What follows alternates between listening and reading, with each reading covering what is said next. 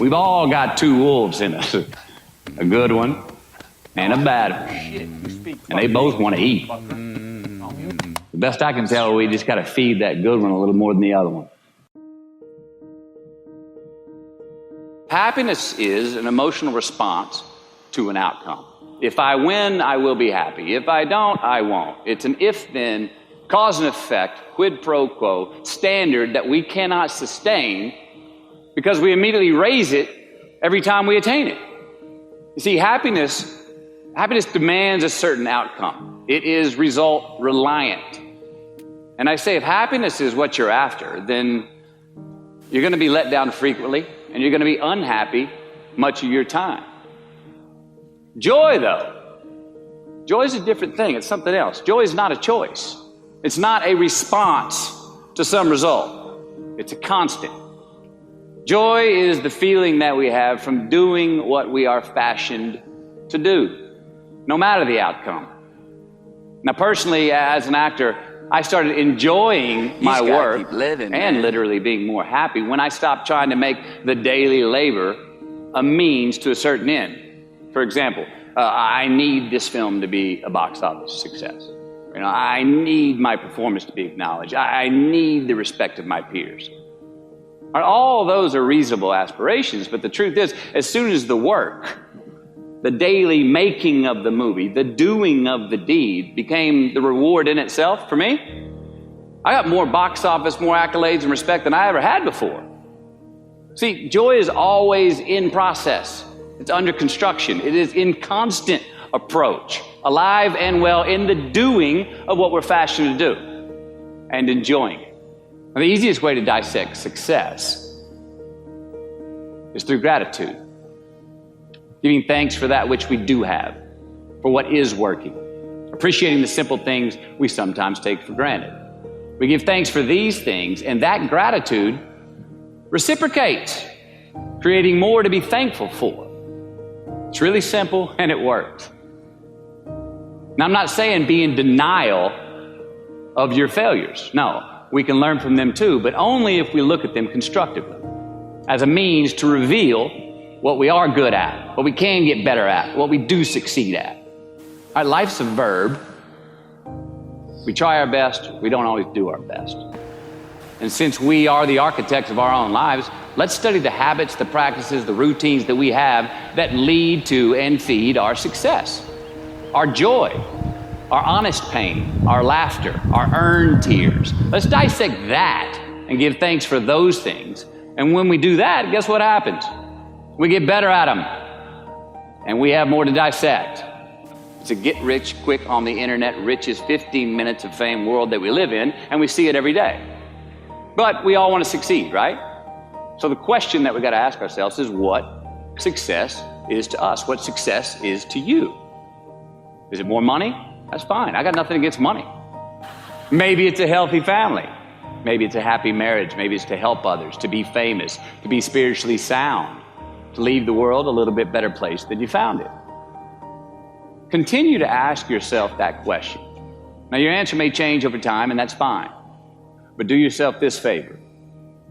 Whatever your answer is, don't choose anything that will jeopardize your soul. Prioritize who you are, who you want to be, and don't spend time with anything that antagonizes your character. Don't drink the Kool-Aid, man. It tastes sweet, but you will get cavities tomorrow, all right? Life is not a popularity contest. Be brave, take the hill, but first answer that question, what's my hill?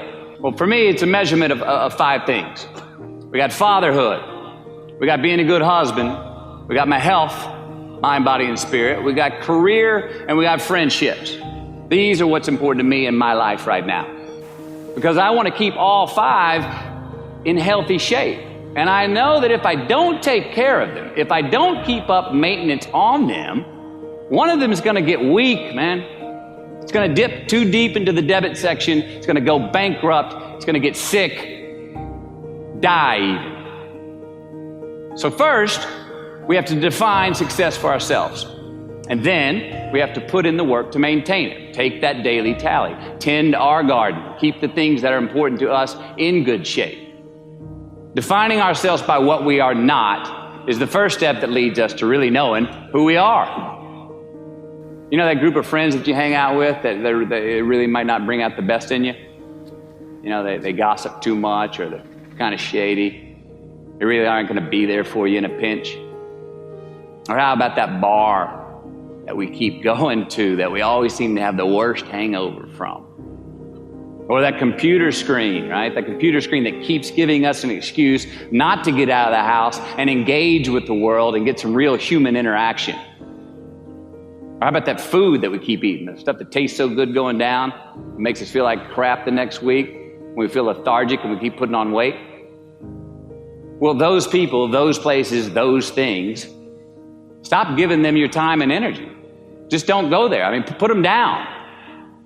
And when you do this, when you do put them down, when you quit going there, and you quit giving them your time, you inadvertently find yourself spending more time and in more places that are healthy for you, that bring you more joy. Why? Because you just eliminated the who's, the where's, the what's, and the when's that were keeping you from your identity.